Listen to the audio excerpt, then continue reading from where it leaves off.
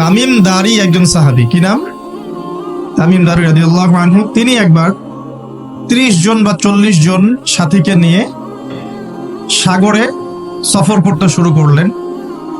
প্রচন্ড ঝড় আসলো, সাগর তাদেরকে প্রায় 1 মাস সমুদ্রের মধ্যে ঘুরালো। এক পর্যায়ে একটা দ্বীপে তারা নোঙর করতে পারলেন।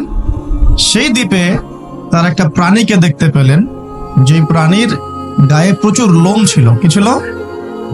লোম। এত বেশি লোমকূপ যে তার চেহারা কোনটা আর পিছন দিক কোনটা এটা আইডেন্টিফাই করা যাচ্ছে না। এবং বিস্ময়কর বিষয় হচ্ছে এই প্রাণী কথা বলা শুরু করলো।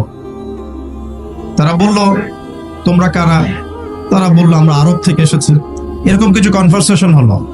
তখন সেই প্রাণী বললেন বা বলল, তোমাদের অপেক্ষা করছে একজন ব্যক্তি, আমার সাথে আসো। তখন এই 30 জন বা 40 জন সাহাবী তারা তামিম দারির সাথে গেলেন। সাহাবী বলছে এই অর্থে যে তারা পরবর্তীতে মুসলিম হয়েছিলেন, এই ঘটনার পরে তারা মুসলিম হয়েছিল, আলহামদুলিল্লাহ। তো তারা গিয়ে দেখলেন শেকল দিয়ে একজন ব্যক্তিকে বাঁধা আছে, যেই ব্যক্তি খুবই শক্তিশালী, তাকে শেকল দিয়ে বেঁধে রাখা হয়েছে।